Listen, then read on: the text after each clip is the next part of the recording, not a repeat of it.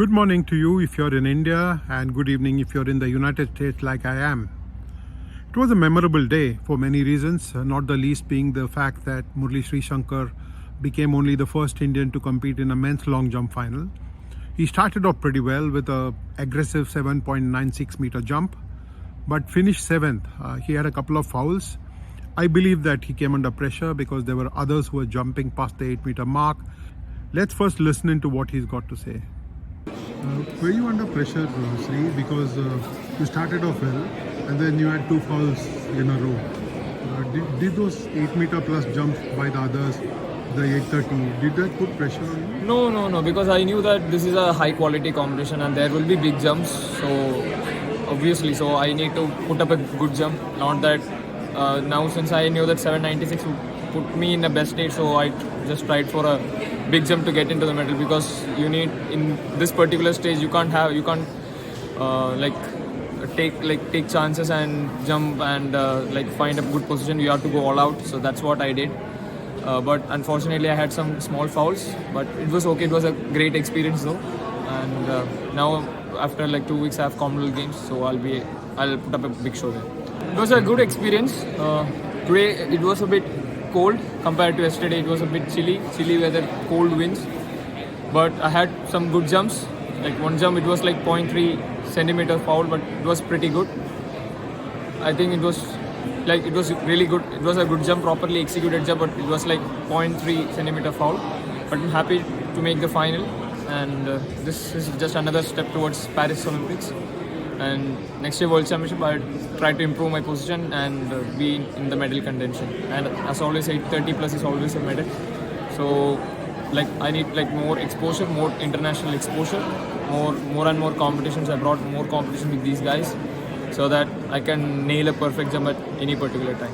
Though I wanted to make a big jump, because yesterday in my third round I had a very big jump, but it was a foul by 5 centimeters. It was pretty big.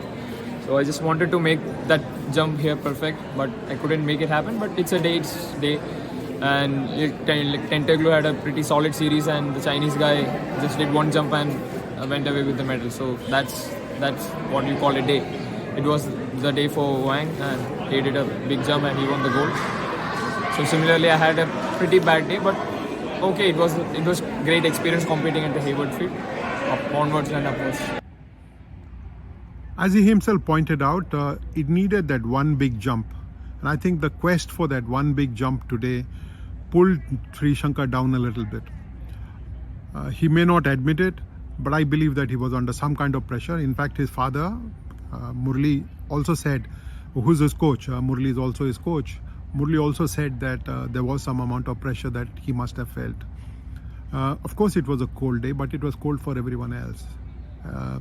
The difference between temperatures yesterday and today was stark. And as Srishankar pointed out, even the 100-meter winner may have felt a little cold today. Must have been very difficult for the athletes to warm up and produce something out of the ordinary. You got to see that in the 100-meter finals. The other Indian who did pretty well today was Parul Chowdhury, the 3,000-meter women's steeplechaser. She got a personal best. Of course, she was not anywhere near getting to the final, but I think she can draw some consolation from the fact that she improved her personal best just that bit.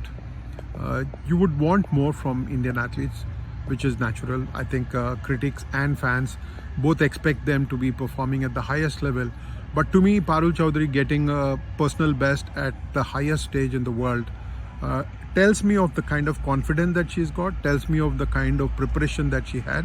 Of course, we can all keep talking about how they needed to perform better, whether it was Murali Srishankar, who's got an 8.36 behind him this season, or Parul Chowdhury herself, who has been training in Colorado Springs with Scott Simmons for some time now. I think the expectations are there, and I think it is also good, because Indian athletics, if there is expectation, it means that Indian athletics is on the rise. It means that the hype, it means that the knowledge, it means that the news that is being shared around Indian athletics is causing people to have some kind of expectations.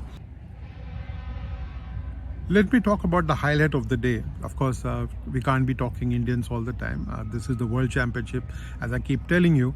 The 100-meter race was quite a stunning event to watch, with the Americans taking a 1, 2, and 3.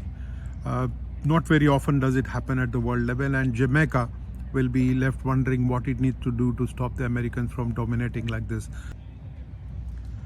Curley, Bracey, and Bromell, 3 Americans who did really well to get on the podium in the 100 meters, leaving the Jamaicans pretty disappointed.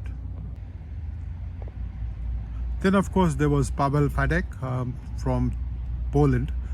He won his 5th successive World Championship title. Can you imagine someone dominating hammer throw so much that he's winning 5th title in a row?